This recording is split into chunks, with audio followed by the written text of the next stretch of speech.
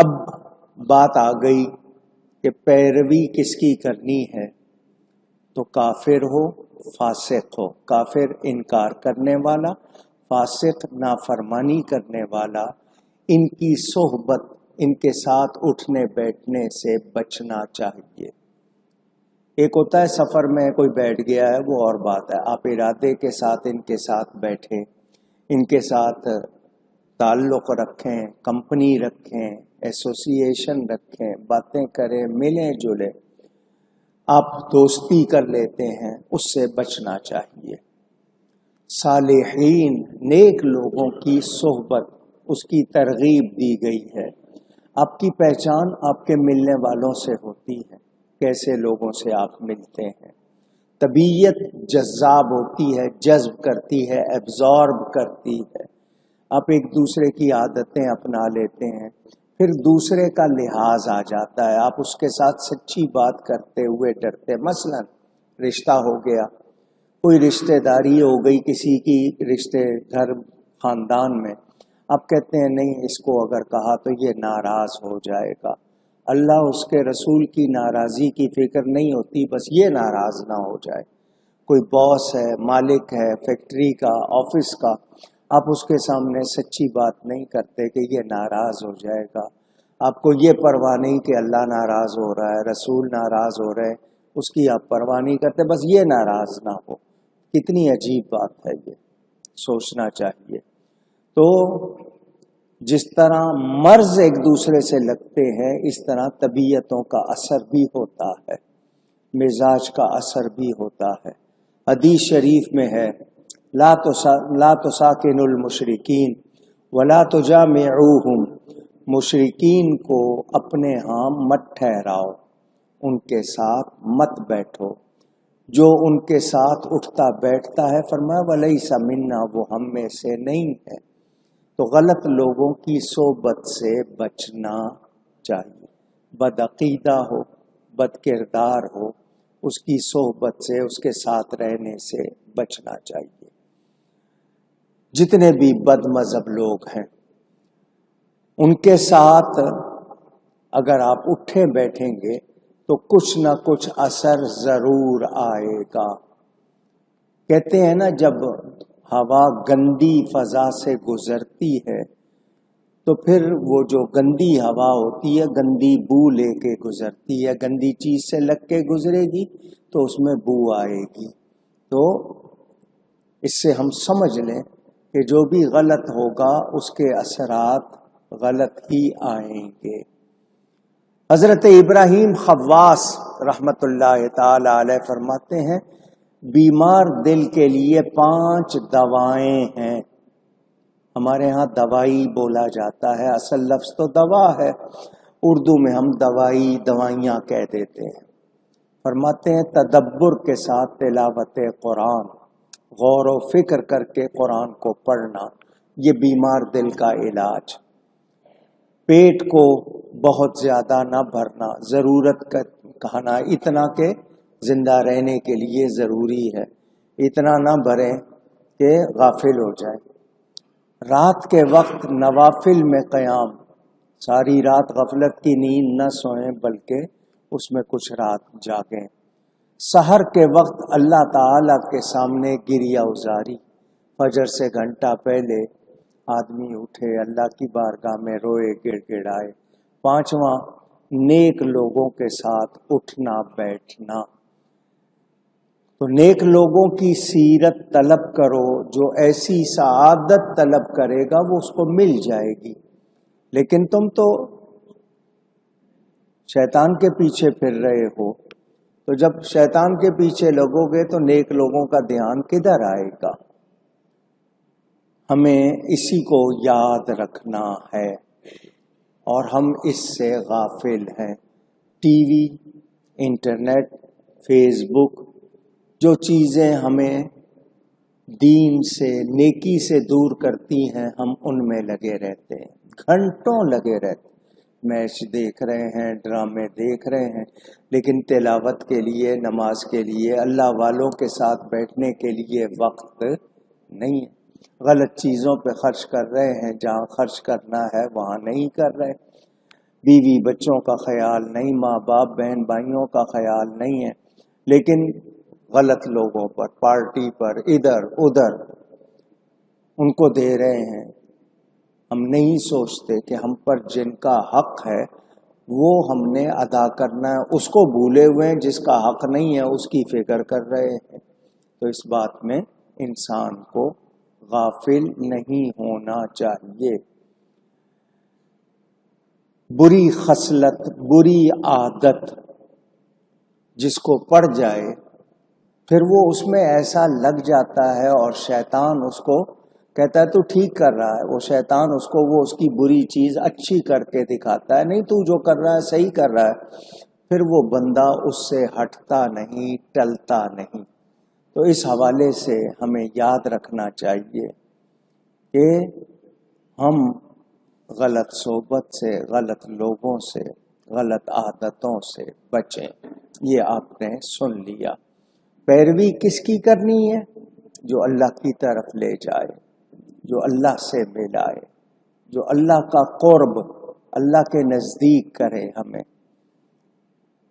اگر کسی کے پاس بیٹھ کر برے خیال آ رہے ہیں، ہم برائی کی طرف سوچ رہے ہیں، تو پھر ایسی صحبت سے بچنا چاہیے۔ جس کے پاس بیٹھ کے، جس کو دیکھ کے اللہ یاد آئے، نیکی کی طرف خیال جائے، وہ اچھی بات ہے، اس میں ہمیں دل لگانا چاہیے۔ اللہ تعالیٰ ارشاد فرماتا ہے ثم الی مرجعکم، پھر میری طرف تمہیں لوٹ کر آنا ہے۔ بندے کو ہر وقت یاد رکھنا ہے کہ میں نے دنیا میں ہمیشہ رہنا نہیں ہے، بہت مختصر وقت یہاں میرا گزرنا ہے۔ جیسے پلیٹ فارم پر ٹرین کا انتظار کرتے ہیں، گاڑی آئے گی، چلے جانا ہے، تو دنیا بھی اسی طرح کہ ہم نے یہاں رہنا نہیں ہے، وقت آئے گا چلے جانا ہے۔ تو جو انتظار میں ہوتا ہے وہ غافل نہیں ہوتا، تو ہمیں غفلت میں وقت نہیں گزارنا، کوشش کرنی ہے کہ اللہ تعالی کی طرف دھیان رہے، جہاں جانا ہے وہاں کی تیاری رہے۔ آپ کھائیں، آپ پئیں، آپ اچھا پہنیں، آپ سوئیں، آپ سیر کریں، مگر اللہ سے آپ غافل نہ ہوں، اللہ سے دھیان ہٹنے نہ پائے۔ کہ کھانا پینا بھی اللہ کا حکم ہے، شادی کرنا، بچے اللہ کا حکم ہے، نیند ضروری ہے صحت کے لیے، عبادت کرنی ہے، کھانا پینا ہے، طاقت چاہیے، حلال کمائیں، حلال کام کریں، جائز کام، نافرمانی سے بچیں، اور آخرت کو یاد رکھیں کہ لوٹ کر اللہ کی طرف جانا، کوئی بچ سکتا نہیں۔ فَأُنَبِّئُكُم بِمَا كُنتُمْ تَعْمَلُونَ، اللہ فرماتا ہے جب میرے پاس آؤ گے تو میں بتا دوں گا کہ تم کیا کرتے تھے، تم جو کچھ کرتے تھے تمہیں بتا دوں گا۔ یہ نہ سمجھو کہ اللہ کو علم نہیں، اس سے آپ کی کوئی بات چھپی ہوئی نہیں۔ آپ نے کوئی چھپ کر بھی نیکی کی ہے، ہو سکتا ہے آپ کو یاد نہ رہے، مگر اللہ کے ہاں ریکارڈ ہے۔ اسی طرح گناہوں کا سچی توبہ، میں کہتا ہوں اتنی بڑی مہربانی ہے، اتنی بڑی مہربانی ہے کہ توبہ کا دروازہ کھلا ہوا ہے اور ہم غافل ہیں۔ عجیب بات ہے، ہمیں ڈر نہیں ہے کہ یہ بند ہو جائے گا، پھر ہم کیا کریں گے؟ اللہ نے اتنی مہربانی کی، جتنے مرضی گناہ ہو جائیں توبہ کر لو، آؤ تو صحیح میری طرف، لیکن گناہوں میں ہی مگن ہے کہ نہیں جی مزے لے لیں، پھر زندگی ہے یا نہیں ہے، کرو مزے، تو پھر جو ایسا شخص ہوتا ہے وہ ناکام رہتا ہے۔ ہمیں کہا گیا رات کو سونے سے پہلے توبہ کر کے سوئیں، پتہ نہیں اٹھنا ہے یا نہیں، بار بار توبہ کرتے رہیں، 100 بار توبہ کر کے توڑی ہے پھر توبہ کر لیں، اور کوشش کریں کہ سچی توبہ نصیب ہو جائے۔ سچی توبہ کیا ہوتی ہے؟ پھر اس غلطی نافرمانی کا ارادہ بھی نہیں کرنا، سوچنا بھی نہیں، دھیان بھی ادھر نہ جائے، وہ ہوتی ہے پکی توبہ۔ مگر ہم زبان سے تو توبہ توبہ کہتے ہیں، دل سے توبہ نہیں کرتے، دل میں گناہ کی لذت بھری رہتی ہے۔ تو اللہ کی طرف لوٹنا ہے، اور اللہ فرماتا ہے میں بتا دوں گا تم کیا کرتے تھے۔ یہ نہ سمجھنا کہ کوئی بھول ہو جائے گی، کوئی گڑبڑ ہو جائے گی، یہ دنیا کا ریکارڈ نہیں ہے کہ جلا دیں گے، غائب کر دیں گے۔ اللہ کے ہاں سے کوئی چیز کوئی چھپا سکتا نہیں۔ اللہ تعالی ہمیں نیکی کی توفیق عطا فرمائے۔ پہلی بات شرک نہیں کرنا، ماں باپ کی نافرمانی نہیں کرنی ہے، لیکن شریعت کے خلاف حکم دیں گے تو مانا جا سکتا نہیں۔ یعنی ان کے کہنے سے کوئی کفر کرے یا عبادت چھوڑ دے، فرائض چھوڑ دے، یہ ہو سکتا نہیں، یہ ذہن میں رہے۔ ان پر مال خرچ کرنا، ہاتھ پاؤں سے ان کی خدمت کرنا، وہ کوئی سخت بات کریں آپ کے دل کو ناگوار گزرے تو برداشت کرنا، ان پر نرم رہنا۔ آپ کی مرضی کے خلاف بات کی، آپ کو اچھی نہیں لگ رہی ہے مگر آپ برداشت کریں۔ ری ایکٹ کرنا، رد عمل، چیخ رہے ہیں، آپ کو کیا ہے، آپ کیوں اس طرح کرتے ہیں، بار بار کیوں ٹوکتے ہیں، اس طرح کی بات ماں باپ سے کرنی نہیں۔ کوئی سخت بات کی ہے انہوں نے، آپ کی طبیعت کے خلاف ہے، تو آپ نے یہ نہیں ہے کہ ان پہ برس پڑنا ہے، اس کی گنجائش نہیں ہے۔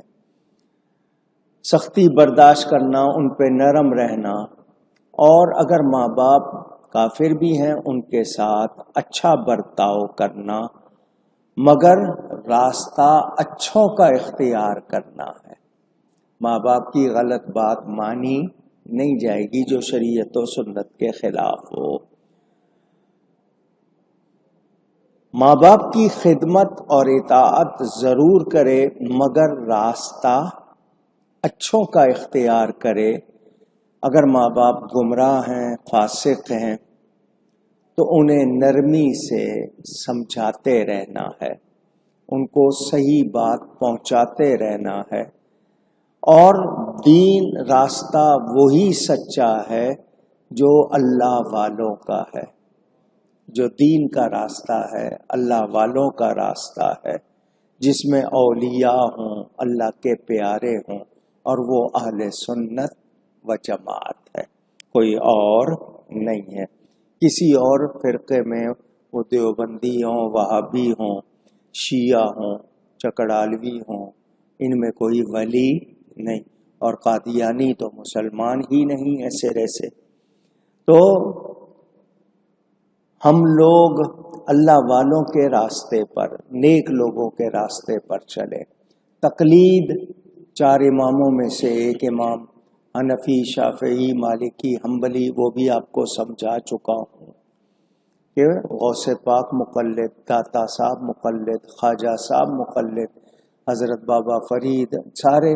تو عام آدمی کہے کہ نہیں جی میں تقلید نہیں کروں گا، تو کیا وہ خود قرآن حدیث سے مسئلہ معلوم کر سکتا ہے؟ نہیں، تو پھر اس کو تقلید کرنی ہے، یعنی ان اماموں کی اس کو بات ماننی ہے، غیر مقلد نہ بنے۔ اب حضرت لقمان اپنے بیٹے کو جو وصیت کر رہے ہیں، تاکید کر رہے ہیں، جو تعلیم دے رہے ہیں، وہ آپ نے سنی ہے۔ نیکی بدی اس کی سمجھ بچے کو آپ کو سمجھانی ہے، خود سمجھنی ہے، اپنے بچوں کو سمجھانی ہے۔ حضرت لقمان کے بیٹے نے پوچھا میں چھپ کر اگر گناہ کرتا ہوں، کوئی اور دوسرا نہیں دیکھ رہا، چھپ کر کرتا ہوں، تو کیا وہ بھی اللہ کو معلوم ہوگا؟ تو بتا دیا کہ آنا میرے پاس ہے، میں تم کو سب کچھ بتا دوں گا جو کچھ تم کرتے۔ اللہ سے کچھ بھی چھپا ہوا نہیں۔ گورنمنٹ کا قانون ہے، مثال کے طور پر عدالت کا فیصلہ آ گیا، آپ عدالت کی توہین کریں تو توہین عدالت کا آپ پر چارج لگتا ہے کہ اس بندے نے عدالت کی توہین کی ہے، اس کو سزا دو، 6 مہینے کے لیے بند کر دو، اس کو اتنا جرمانہ لگا دو، اس نے عدالت کی توہین کی۔ مگر یہ کب ہوگا؟ جب عدالت کو معلوم ہوگا کہ آپ نے توہین کی، اور اگر عدالت کو پتہ ہی نہ چلے تو پھر آپ پر وہ جرمانہ یا سزا لگا سکتے ہیں؟ نہیں۔ تو دنیا کے قانون وہاں تک جہاں تک دنیا دیکھتی سنتی ہے، جہاں دنیا دیکھتی سنتی نہیں وہاں ان کا قانون چلتا بھی نہیں۔ آپ بند کمرے میں بیٹھ کے گورنمنٹ کو، عدالت کو برا کہتے رہیں، پکڑ ہو سکتی ہے؟ نہیں۔ مگر اللہ تعالی ہر جگہ دیکھ رہا ہے، اس سے کچھ بھی چھپا ہوا نہیں ہے۔ یہ یاد رکھے، آپ کے دل میں پوشیدہ باتیں وہ بھی اللہ تعالی جانتا ہے۔ علیم بذات الصدور، سینوں کے اندر جو کچھ بند ہے اللہ اس سے بھی باخبر ہے۔ تو اللہ تعالی کے پاس لوٹ کے جانا ہے، کچھ بھی آپ چھپ کر بھی کریں گے اللہ تعالی بے خبر نہیں ہے۔ دنیا سے چھپا سکتے ہیں، اللہ سے چھپا سکتے نہیں ہیں، یہ بھی ذہن میں رکھ لیں۔ میرے دوستوں اور بزرگوں، پوشیدہ مقام ایسی جگہ جہاں کوئی نہ دیکھے، اللہ سے کوئی جگہ چھپی ہوئی ہے؟ نہیں۔ تو پھر اللہ سے ہم چھپا سکتے بھی نہیں ہیں، یاد رہے۔ اب آگے بیان سن لیجئے، یہ میں نے مختصراً آپ کو بتا دیا۔